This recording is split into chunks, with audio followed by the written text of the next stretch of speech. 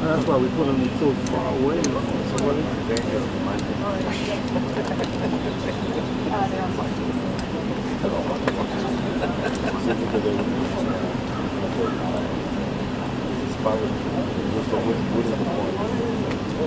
We're just gonna pull it back a little bit.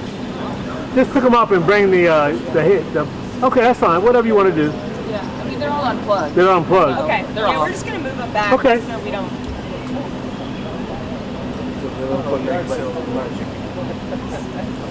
Yeah, really.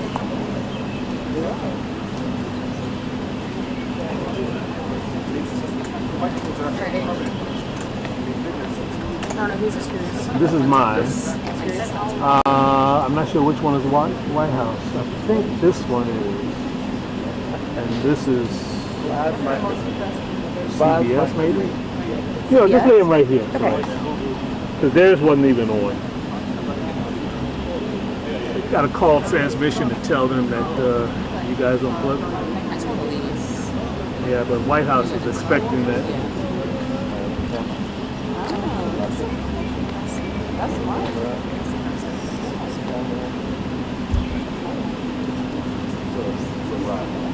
Yeah. Oh, you're busy.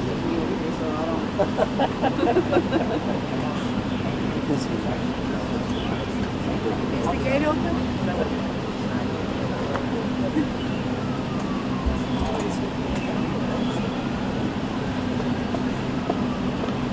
Hey, Jason Rodney here over at Stakeout at the White House West Wing. Hey man, how you doing? We had your microphone over at a strategic location and the staff unplugged it, so you won't hear any audio. Yeah, it's gone. They unplugged it. Well, I don't know. That's something you guys got to talk to them about. Sorry, man. Okay, bye. So the question is it still the money? Do what now? Is it still the money? They go in to the White House? They go in? You think all of them go in? Could be. All of them go in. No. If they don't go in, you know what I'm saying? Then you have to see. There's ways to do stuff. You're one. Within the rules, you can still do it. Yeah.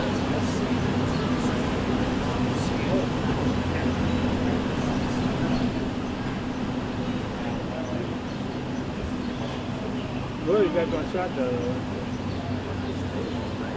you know, they got to be different, but the third shot, I got to be different, oh, that's yours? Oh my God. You gotta use the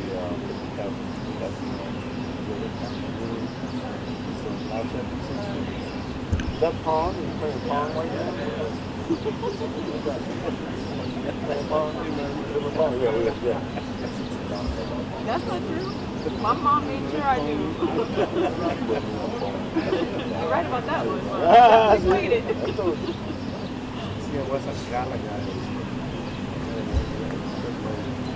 That's all right. I went out No, that's all right. Oh, really? We got like Costco. They had the arcade type thing. You know that? Yeah. They have a lot of arcades now that have like. The agent came out. Gate open? Make sure you use the curve microphone. The car with the yeah. The curve also, man.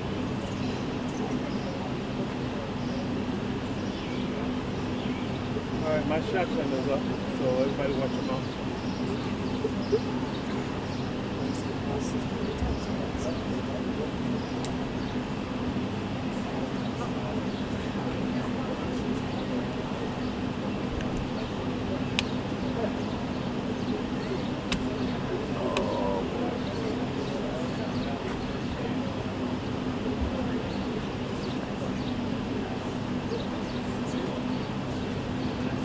You looking for your cable? Looking for our microphone. The microphone's right here. They unplugged it. So there's no mics.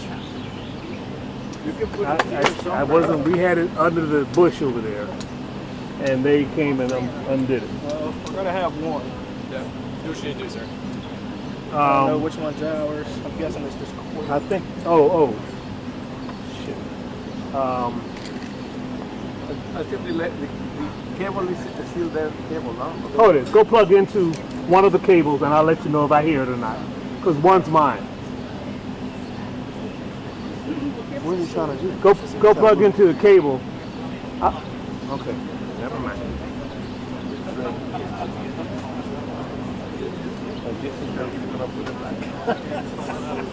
You gonna put it back?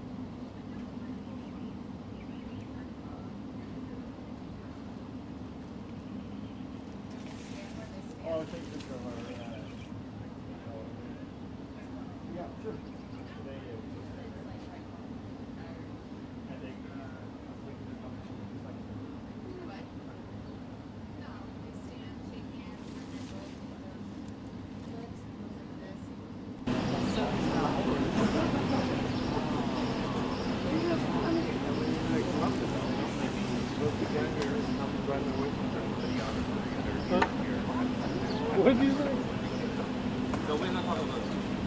I know you're talking about Dexter. We haven't seen Dexter for a while, so now you know how much work is too much to run away from his wife.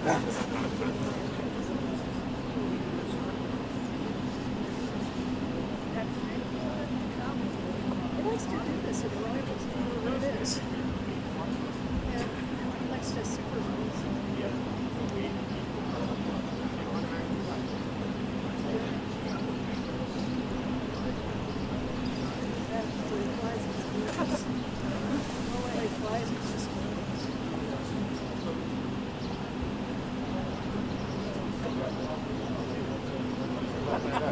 You already got it.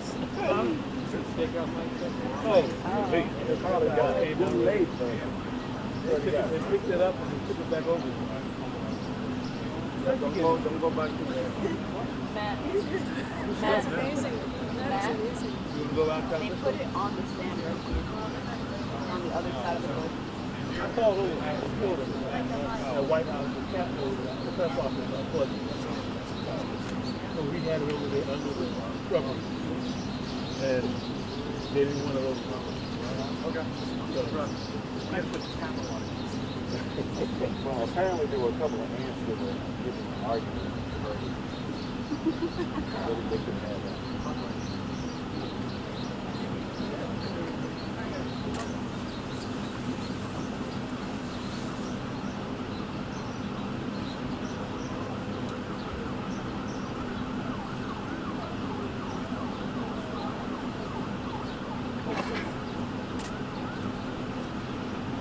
You guys just holler when they open the gates.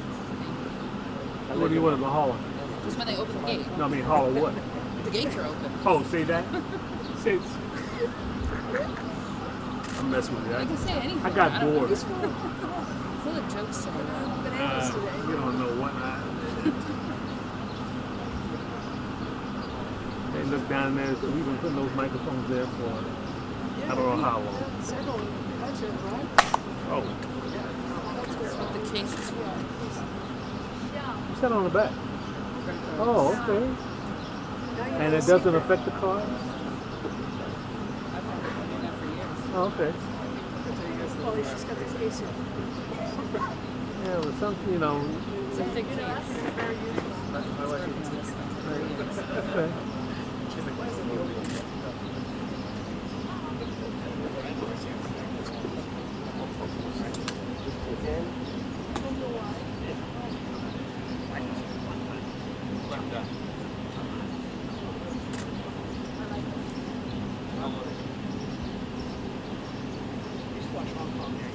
vacation home.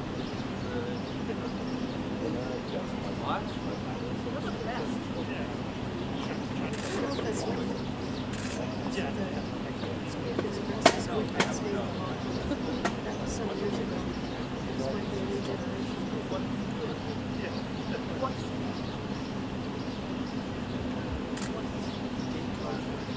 Oh boy. Second down.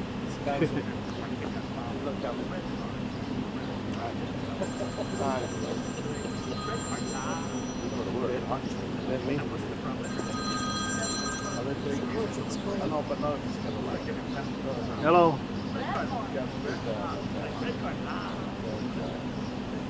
Hello.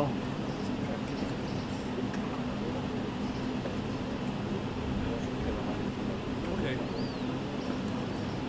All right. You think so? Everybody said it. I don't think so.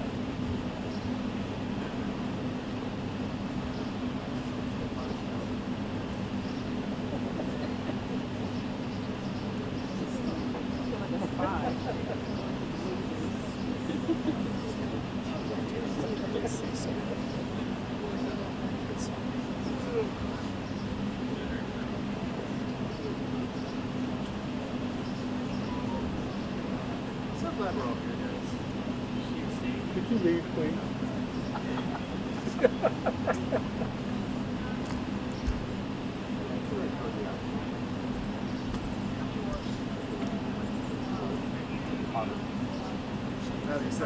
I'll go down to all once.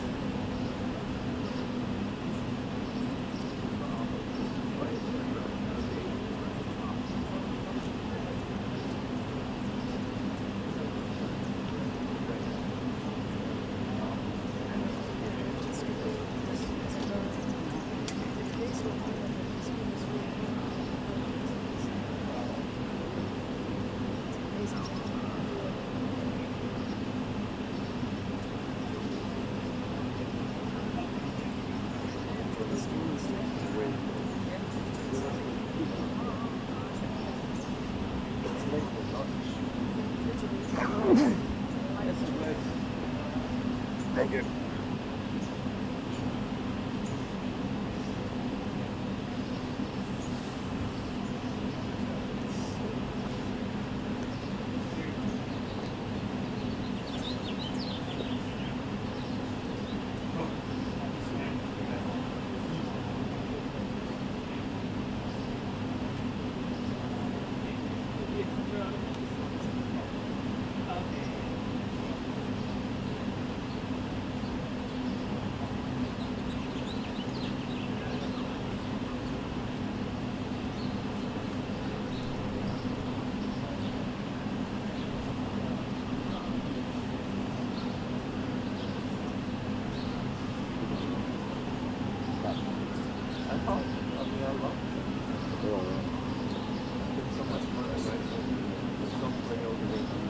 Oh yeah? Now,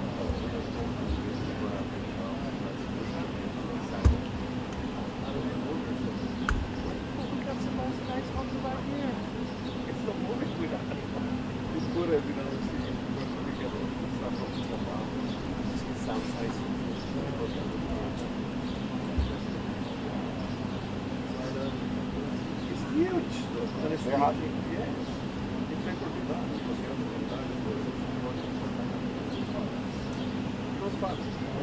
Still got his equipment.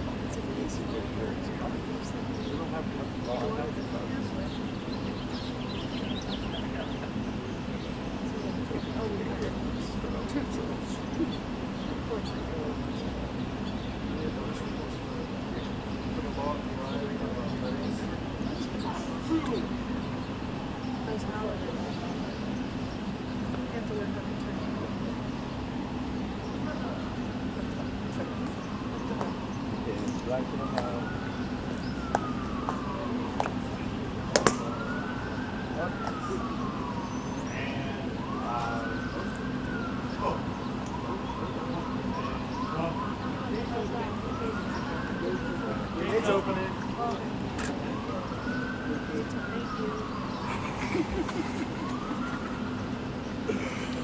Oh boy.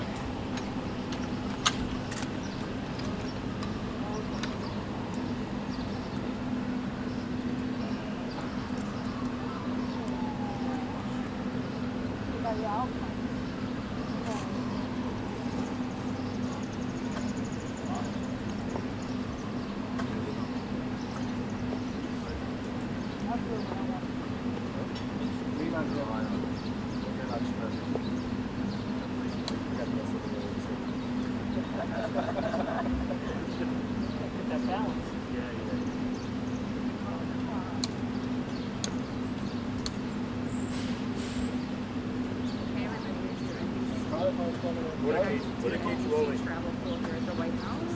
We are shading the driveway over the arrival of Prime Minister Carney of Canada. We just got a 2-minute warning to his arrival. The gates are now open. 2-minute warning to Carney's arrival. We are live on pool 5. That's right. It's not bad. He's already here from suburban when it leaves. That's what reads.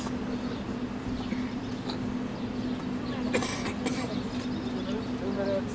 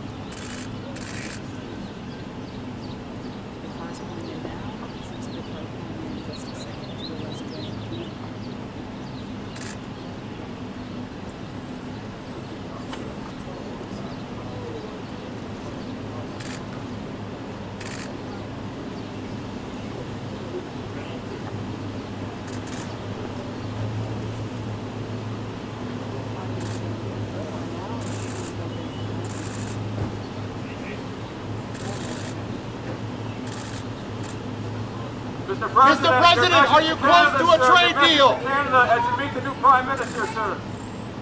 Do you think the Fed will cut interest rates tomorrow?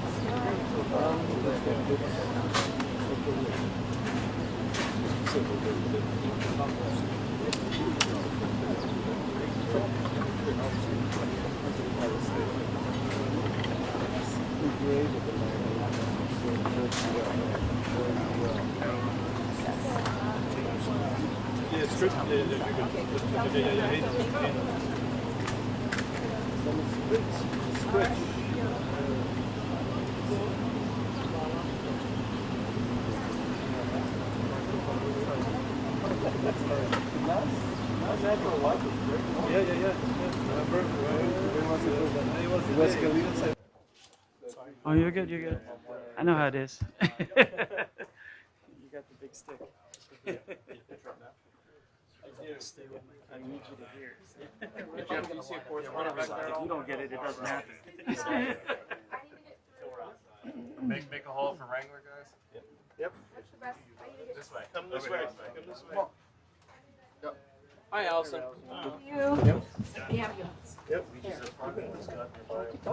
Wait, are you? Should I go? Are you with her? Oh, no. Oh, no. Don't follow her. You have to get behind that whole. Yeah, I'm happy to. I didn't. hey, Jeff, do you see any of our correspondents back there? Olivia's coming. Yeah, I do not. behind you. Okay.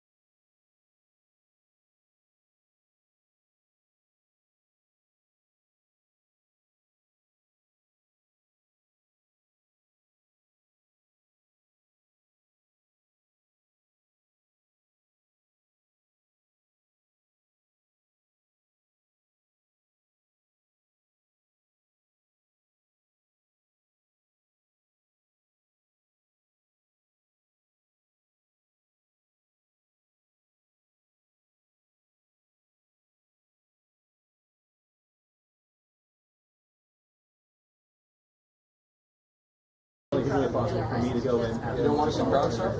No crowd surf. Tuesday? I can crowd surf on Tuesday.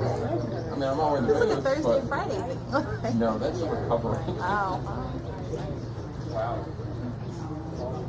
Yeah.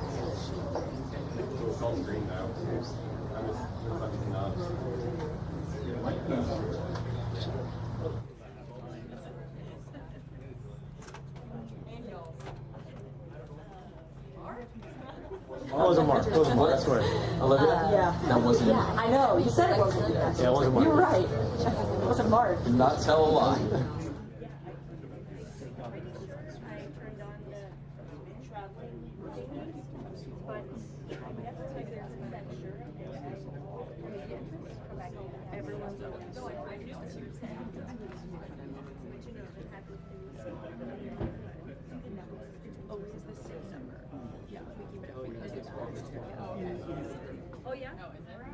But like slow.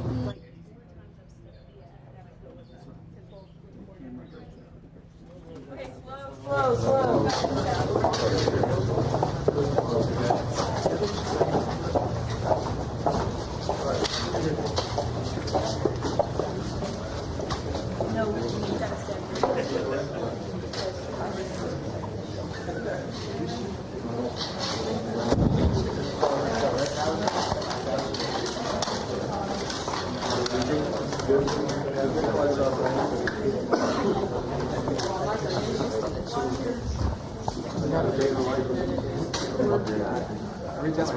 As much as you can.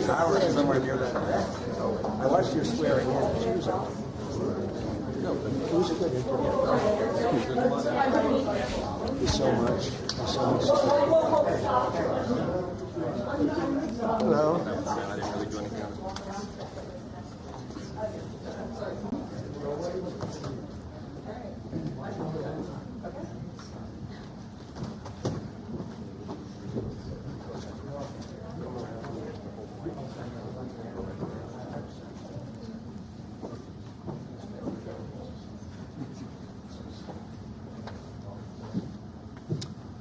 Thank you very much, everybody. It's a great honor to have Prime Minister Mark Carney with us. As you know, just a few days ago, he won a very big election in Canada. And I think I was probably the greatest thing that happened to him, but I can't take full credit. His party was losing by a lot. He ended up winning, so I really want to congratulate him. It was probably one of the greatest comebacks in the history of politics, maybe even greater than mine. You know. But I want to just congratulate you. That was a great election, actually. We were watching it with interest, and I think Canada chose a very talented person, a very good person, because we spoke before the election quite a few times. And it's an honor to have you at the White House and the Oval Office. And you see the new and improved Oval Office as it becomes more and more beautiful with love. You know, we handle it with great love and 24-karat gold. That always helps too, right? But it's been a lot of fun. We're going over some of the beautiful pictures that were stored in the vaults that were for many, many years, in some cases over 100 years. They were stored in vaults of the great presidents, or almost great presidents, all having a reason for being up, every one of them. So it's very interesting. But I just want to congratulate you, and ran a really great race. I watched the debate. I thought you were excellent, and I think we have a lot of things in common. We have some tough points to go over, and that'll be fine. We're going to also be discussing Ukraine, Russia, the war, because Mark wants it ended as quickly as I do. I think it has to end. We had some very good news last night. The Houthis have announced that they are not, or they've announced to us at least, that they don't want to fight anymore. They just don't want to fight. And we will honor that, and we will stop the bombings. And they have capitulated, but more importantly, we will take their word. They say they will not be blowing up ships anymore. And that's what the purpose of what we were doing. So that's just news. We just found out about that. So I think that's very, very positive. They were knocking out a lot of ships going, as you know, sailing beautifully down the various seas. It wasn't just a canal. It was a lot of other places. And I will accept their word, and we are going to stop the bombing of the Houthis, effective immediately. And Marco, you'll let everybody know that, okay? Do you have something to say about that, by the way? It's a pretty big announcement. Yeah, this was always a freedom of navigation mission. These guys, these are a band of individuals with advanced weaponry that were threatening global shipping, and the job was to get that to stop. And if it's going to stop, then we can stop. And I think it's an important development. And we'll have maybe before we're going to, as you know, the Middle East, Saudi Arabia. We're going to UAE and Qatar, and that'll be, I guess, Monday night. Some of you are coming with us. I think before then we're going to have a very, very big announcement to make, like as big as it gets, and I won't tell you on what, but it's going to, and it's very positive. I'd tell you if it was negative or positive. I can't keep that out. It is really, really positive. And that announcement will be made either Thursday or Friday or Monday before we leave. But it'll be one of the most important announcements that have been made in many years about a certain subject, very important subject. So you'll all be here. Mark, would you like to say a few words? Well, thank you, Mr. President. I'm on the edge of my seat, actually, for the big announcement. But thank you for your hospitality and above all, for your leadership. You're a transformational president, focus on the economy with a relentless focus on the American worker, securing your borders, ending the scourge of fentanyl and other opioids, and securing the world. And I've been elected with my colleagues here, with the help of my colleagues here. I'm going to spread the credit to transform Canada with a similar focus on the economy, securing our borders. Again, on fentanyl, much greater focus on defense and security, securing the Arctic and developing the Arctic. And the history of Canada and the U.S. is we're stronger when we work together, and there's many opportunities to work together. And I look forward to, addressing some of those issues that we have, but also finding those areas of mutual cooperation so we can move forward. That's great. Very nice. Thank you very much. It's a very nice statement. Anybody? Is USMCA dead? No, it was actually very effective, and it's still very effective, but people have to follow it. So, that's been a problem. People haven't followed it. But it was a transitional step a little bit, and as you know, it terminates fairly shortly. It gets renegotiated very shortly. But I thought it was a very positive step from NAFTA. NAFTA was the worst trade deal in the history of our country, probably in the history of the world. And this was a transitional deal, and we'll see what happens.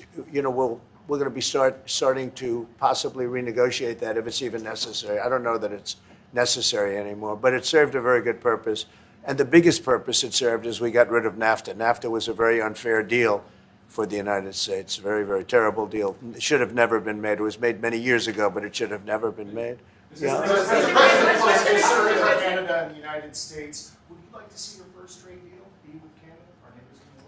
I would love that. Look, I have a lot of respect for this man, and I watched him come up in a sense through the ranks when he wasn't given much of a chance, and he ran a really great campaign. He did a really great debate. I think that debate was very helpful. I was going to raise my hand. I don't know if that's good or bad. I shouldn't say that. That might hurt you. But no, he ran a really great election, I thought. And yeah, something could happen. Something could happen. Yeah, please. What's the top concession you want out of Canada? The top concession you want out of Canada? Concession? Yes. Friendship. But that's not a concession. No, we're going to be friends with Canada. Regardless of anything, we're going to be friends with Canada. Canada is a very special place to me. I know so many people that live in Canada. My parents had relatives that lived in Canada, my mother in particular. And I love Canada. I have a lot of respect for the Canadians. Wayne Gretzky, how good, the great one. You happen to have a very, very good hockey player right here on the Capitals, who I have a lot of respect. He is a big, tough cookie, too. He just broke the record. And he's a great guy. And, we had the team here, and I got to know a lot of the players. But now Canada is a very special place. Yeah, please. Mr. President, and Mr. Prime Minister, I'd like to get your response to this too. But Mr. President, you have said that Canada should become the 51st state. Yeah. No. Well, I still believe that, but it takes two to tango, right? But no, I do. I mean, I believe it would be a massive tax cut for the Canadian citizens. You get free military, you get tremendous medical cares and other things. There would be a lot of advantages, but it would be a massive tax cut. And it's also a beautiful, as a real estate developer, I'm a real estate developer at heart. When you get rid of that artificially drawn line, somebody drew that line many years ago with like a ruler, just a straight line right across the top of the country. When you look at that beautiful formation when it's together, I'm a very artistic person, but when I looked at that beauty, I said that's the way it was meant to be. But I do feel it's much better for Canada, but we're not going to be discussing that unless somebody wants to discuss it. I think that there are tremendous benefits to the Canadian citizens, tremendously lower taxes, free military, which honestly we give you essentially anyway because we're protecting Canada if you ever had a problem. But I think it would really be a wonderful marriage because it's two places that get along very well. They like each other a lot. Well, if I may, as you know from real estate, there are some places that are never for sale. That's true. We're sitting in one right now, Buckingham Palace, that you visited as well. That's true. And having met with the owners of Canada over the course of the campaign last several months, it's not for sale, won't be for sale ever. But the opportunity is in the partnership and what we can build together. And we have done that in the past. And part of that, as the President just said, is with respect to our own security. And my government is committed for a step change in our investment in Canadian security and our partnership, and I'll say this as well, that the President has revitalized international security, revitalized NATO, and us playing our full weight in NATO, and that will be part of it. True. And they have, I must say, Canada is stepping up the military participation because Mark knew, they were low and now they're stepping it up, and that's a very important thing. But never say never. Never say never. What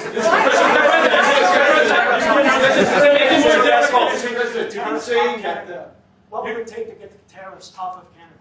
Well, we'll be talking about different things. Like, we want to protect our automobile business, and so does Mark. But we want to make the automobiles, and we want to, we have a tremendous abundance of energy, more than any country. We have, just in Alaska alone, Anwar has been reopened now. Anwar is probably the largest find anywhere in the world. They say it's larger than Saudi Arabia. I don't know, but it's a lot. But we have tremendous amounts of energy. Other countries don't. We're both lucky in that way. They have energy. We have energy. We have more than we can ever use and more than we could ever sell, actually, and you have the same thing. So we're two countries that are very lucky. If you look at China, they don't have that. It's a big disadvantage. Other countries, most countries don't have. Most countries don't have that. So Canada and us, we have a lot of advantages over other places. Mr. President, when you consider what Mr. Carney just said, that Canada is not for sale, does this make the discussion a little more difficult to start on? No, not at all. No, not at all. No, time will tell. It's only time. But I say never. I've had many, many things that were not doable, and they ended up being doable, and only doable in a very friendly way. But if it's to everybody's benefit, Canada loves us and we love Canada. That's, I think, the number one thing that's important. But we'll see. I mean, over time, we'll see what happens. China. I was hoping you can clarify something. Earlier this morning in Capitol Hill, Secretary Besson said that there have been no negotiations yet with China. You have said something different. They want to meet, and they're doing no business right now. And those ships are turning around in the Pacific Ocean. Big turn. Those are big ships. Those ships take about 10 miles to turn. And, we lost $1 trillion to China on trade because of an incompetent president that we had who preceded me, grossly incompetent. You're finding it out more and more now. And by not trading, we're losing nothing. So we're saving $1 trillion. It's a lot. But they want to negotiate, and they want to have a meeting, and we'll be meeting with them at the right time. But you haven't met with them yet. I have not met with them, of course. You would know if I met. I'd tell you they want to meet. But, you know, we are right now, look, they're suffering greatly. Their economy is suffering greatly because they're not doing trade with the U.S. And they made most of their money off the U.S. Don't kid yourself. They don't make the money off other countries like this. And they were making, we had a trade imbalance. We had a deficit, or they had a surplus, another way of saying it, of more than $1 trillion. Think of it, more than $1 trillion. And because of 145%, that's the only reason, but because of, they have now 145% tariff, there's no trading. You can't trade with 145%. We are, therefore, making, in a certain way, I guess, $1.1 trillion. In other words, we're not losing $1.1 trillion. Our deficit is much better. When I started, I say we were losing billions of dollars a day on trade. That's rapidly turning around. We looked at numbers this morning. So we were losing, the United States during Biden was losing more than, I won't even give you numbers because they're so embarrassing, but billions of dollars a day on trade. Those numbers are rapidly turning between the tariffs. Don't forget, we're now getting 25% on cars, 25% on aluminum, 25% on steel, and maybe more importantly, massive numbers of companies are moving into the United States. Honda, we have tremendous, the car companies are moving in at levels we've never seen before. The biggest investment ever made in the United States is being made right now. Trillions of dollars. I would say we could be at $9 trillion. You could go back to other presidents. They haven't had $1 trillion for their entire term. Look at Biden. He had bad numbers. People were leaving. They weren't coming in. They were leaving with Biden, and he didn't know the difference. The only thing he knew is people coming in. You know who they were? Illegal immigrants, okay, from prisons, from mental institutions, from all sorts of places that weren't good, from gangs, from Venezuela. They were coming in, and they were criminals and murderers. 11,888 people that murdered, and at least half of them murdered more than one person. This is what Biden led into our country. I'm bringing in big companies. We have Apple is investing $500 billion. We have Jensen, as you know, is going to be 500 biggest chip maker, or chip thinker, I call him. He's really a thinker more than a maker. But we also have the maker, Mr. Wei. I get to know them all in the last, it was a cram course. But they're all moving into America because of the tariffs. And I don't think people have appreciated it. Some people do. Some of the smart people do.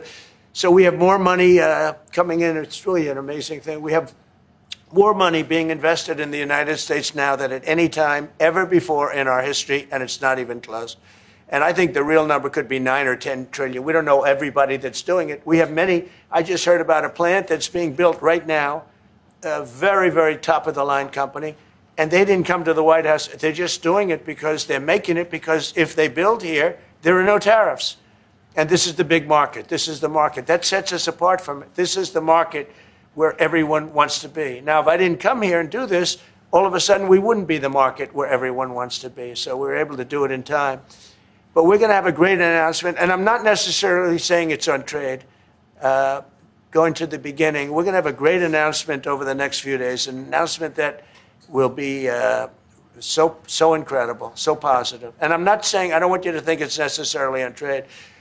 Just to finish, we also have a situation, because everyone says, when are you going to sign deals? We don't have to sign deals. We could sign 25 deals right now, Howard, if we wanted. We don't have to sign deals. They have to sign deals with us. They want a piece of our market. We don't want a piece of their market. We don't care about their market. They want a piece of our market. So we can just sit down, and I'll do this at some point over the next 2 weeks, and I'll sit with Howard and Scott and with our great vice president, who has done a really good job. We have some good news to report on a lot of fronts, but JD will be there, and Marco, and we're going to sit down, and we're going to put very fair numbers down, and we're going to say, here's what this country, what we want, and congratulations, we have a deal. And they'll either say, great, and they'll start shopping, or they'll say, not good, we're not going to do it. And I said, that's okay, you don't have to shop. Now, we may think, well, they have a right, that maybe we were a little bit wrong, so we'll adjust it. And then you people will say, oh, it's so chaotic. No, we're flexible. But we'll sit down and we'll, at some point, in some cases, we'll sign some deals. It's much less important than what I'm talking about. For the most part, we're just going to put down a number and say, this is what you're going to pay to shop. And it's going to be a very fair number. It'll be a low number. We're not looking to hurt countries. We want to help countries. We want to be friendly with countries. But you keep writing about deals. When are we going to sign? When? It's very simple. We're going to say, in some cases, we want you to open up your country. In some cases, we want you to drop your tariffs. I mean, India, as an example, has one of the highest tariffs in the world. We're not going to put up with that. And they've agreed already to drop it. They'll drop it to nothing. They've already agreed. They would have never done that for anybody else but me. So we're going to put down some numbers, and we're going to say our country is open for business. And they're going to come in, and they're going to pay for the privilege of being able to shop in the United States of America. It's very simple. It's very simple. So I wish they'd keep, stop asking, how many deals are you signing this week? Because one day we'll come and we'll give you 100 deals. And they don't have to sign. All they have to do is say, oh, we'll start sending our ships right now to pick up whatever we want or to bring whatever we want. It's very, very simple. And I think my people haven't made it clear. We will sign some deals, but much bigger than that is we're going to put down the price that people are going to have to pay to shop in the United States. Think of us as a super luxury store, a store that has the goods. You're going to come and you're going to pay a price, and we're going to give you a very good price. We're going to make very good deals. And in some cases, we'll adjust. But that's where it is. And we've been ripped off by everybody for 50 years, and we're just not going to do that anymore. We can't do that. And we can't let any country do that to us. We're just not going to do it anymore. Can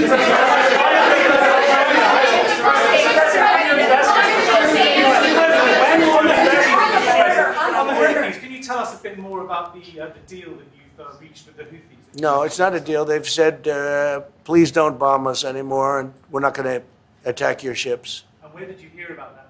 It doesn't matter where I hear it. The very good source, I could tell you. Very, very good source. Would you say, Marco? I would say pretty good, right, JD? A very good source. No,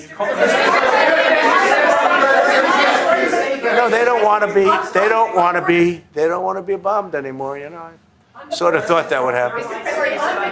No, behind you, please. Clarifying something you said on USMCA. Is the U.S. prepared to walk away from that pact? From what pact? USMCA. No. It's fine. It's there. It's good. We use it for certain things. It's there. We have the USMCA is a good deal for everybody.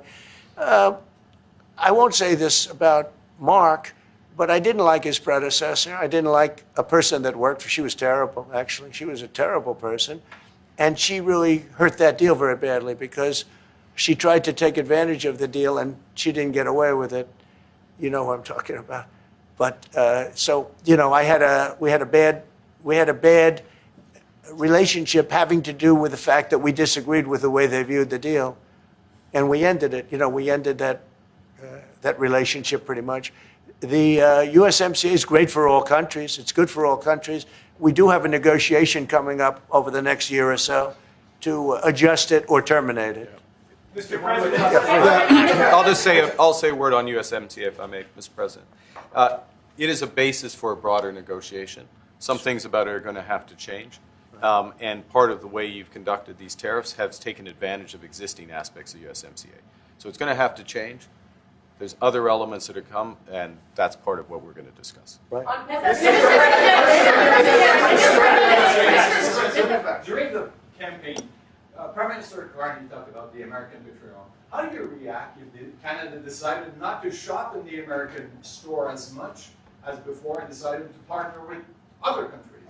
Well, we don't do much business with Canada from our standpoint. They do a lot of business with us.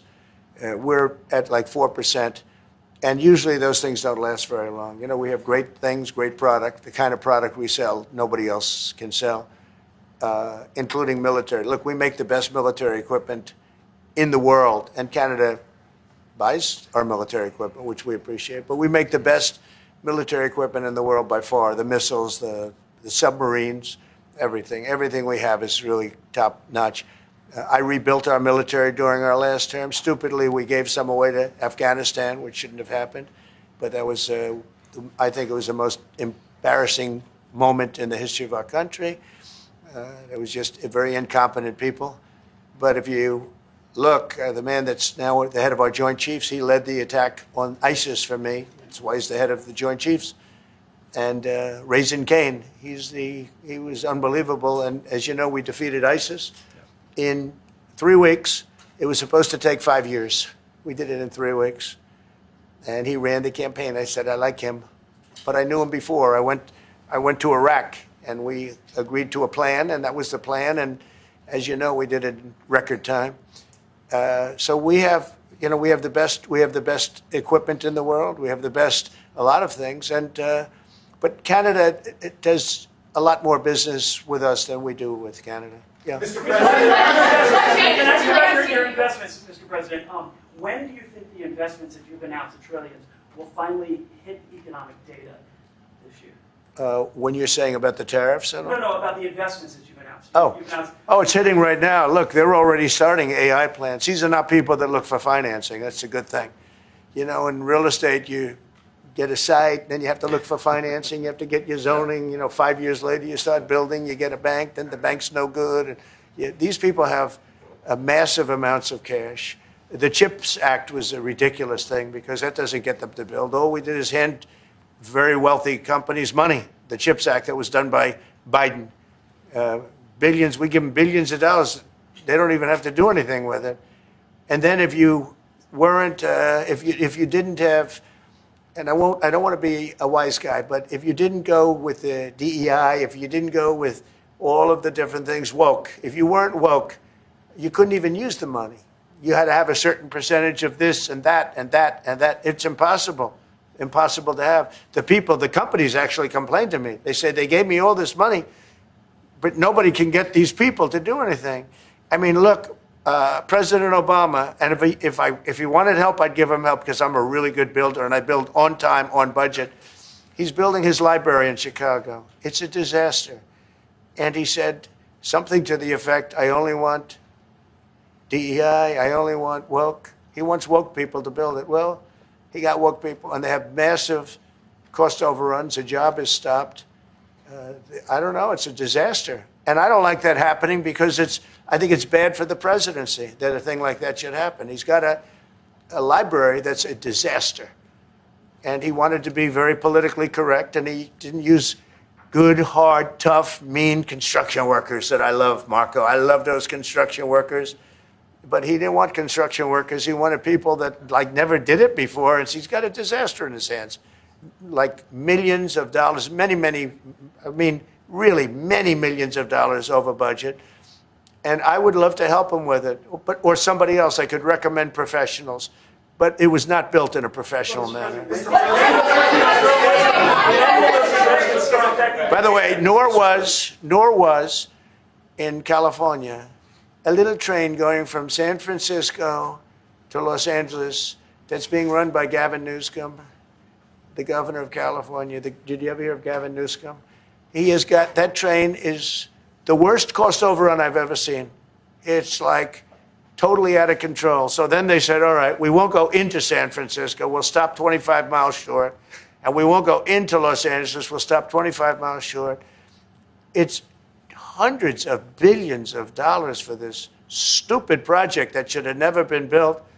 And then they realized that it would have been a lot less costly if we just gave limousine service back and forth and gave it free. They would have saved hundreds of billions of dollars.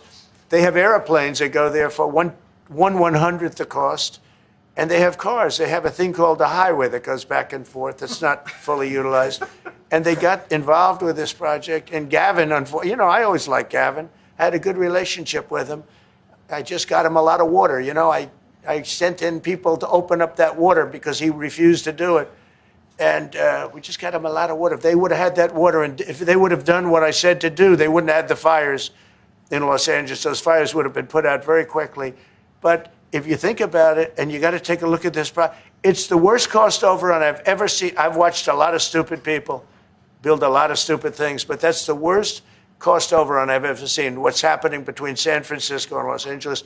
And you ought to ask about that, because this government is not going to pay. I told our very great new Secretary of Transportation, he's doing a good job, Sean Duffy, I said, we're not going to pay for that thing. They are just, it's out of control.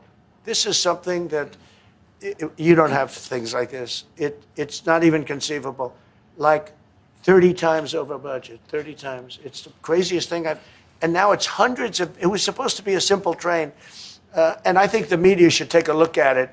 And I'd love him to run for president on the other side. You know, I'd love to see that. But I don't think he's going to be running, because that one project alone, well, that and the fires and a lot of other things, pretty much put him out of the race. Mr. President, what changes would you like to see to the USMCA? Or what changes would you like to make? We're going to work on some subtle changes, maybe. I don't even know if we're going to be dealing with the USMCA. We're dealing more with concepts right now. Look, right now, we're doing trade. We have trade. They're paying a tariff on cars and steel and aluminum. And I think we have a baseline of 10% or something like that for the tariffs. But we're getting along very well. Right now, going no further, but we have an agreement. We did something with even parts. You want to discuss that, Howard, with respect to Canada, which helps Canada out? Sure. So we've made an arrangement with the car companies that 15% of their USMCA parts are included, and then 15% of foreign parts from the manufactured suggested retail price are not tariffed, to help domestic manufacturing really thrive. So it gave them a chance to be able to build their car parts factories if they're going to. A lot of these companies already have factories, and what they have to do is just fill them out. But they're able to build them in the United States, so we gave them a pretty substantial period of time. Just to clarify, Mr. President, is there anything the Prime Minister can say to you today to change your mind on tariffing Canada? Tariffing cars? Tariffing Canada. Is there anything he could say to you in the course of your meetings with him today that would get you to lift tariffs on Canada? No. Why not? Just the way it is. What's your first statement? If Canadians don't want it, would you respect that? Sure, I would. But this is not necessarily a one-day deal. This is over a period of time they have to make that decision. Yes, go ahead. Yeah, if I may. Respectfully, Canadians' view on this is not going to change on the 51st state. Secondly, we are the largest client of the United States in the totality of all the goods. So we are the largest client of the United States. We have a tremendous auto sector between the two of us, and the changes that made have been helpful. 50% of a car that comes from Canada is American. That's not like anywhere else in the world. And to your question about is there one thing? No, this is a bigger discussion. There are much bigger forces involved, and this will take some time and some discussions, and that's why we're here, to have those discussions, and that is represented by who's sitting around the table. See, the conflict is, and this is very friendly. We're not. This is not going to be like we had another little blow up with somebody else. That was a much different. This is a very friendly conversation, but we want to make our own cars. We don't really want cars from Canada, and we put tariffs on cars from Canada, and at a certain point, it won't make economic sense for Canada to build those cars. And we don't want steel from Canada because we're making our own steel, and we're having massive steel plants being built right now as we speak.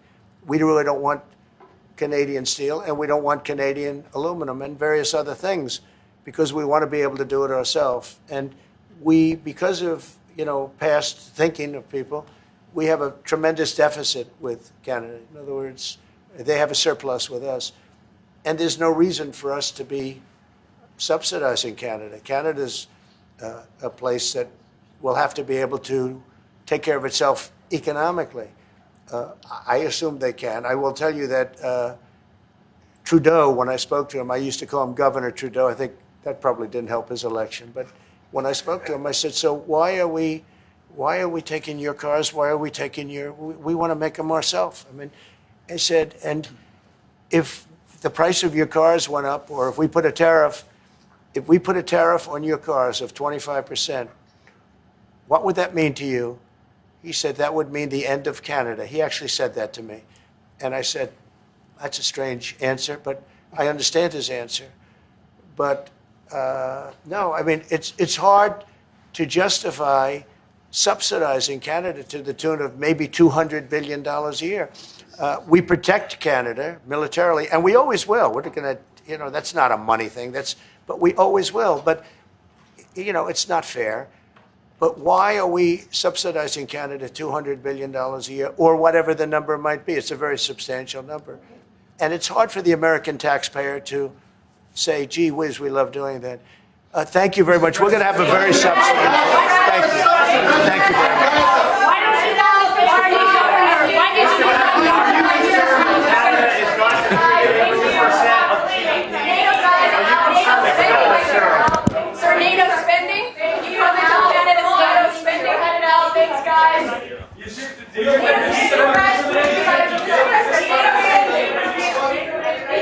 Why don't you call Mr. Carney the governor? Why do you call him prime minister? Thanks, guys. We're out. Are you going to the World Cup? Thank you. Are you going to go to the World Cup games? Thanks, guys. Keep going.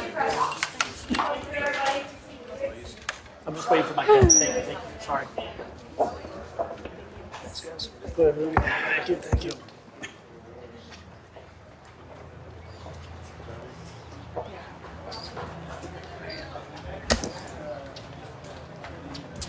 Sorry, you okay? Yeah, I'll get.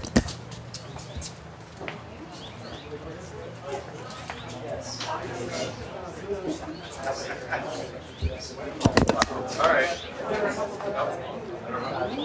I think that's right. Yeah.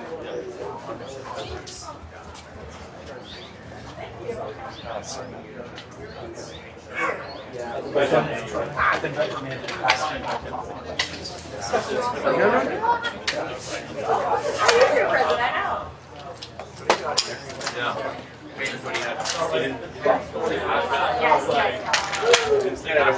yes.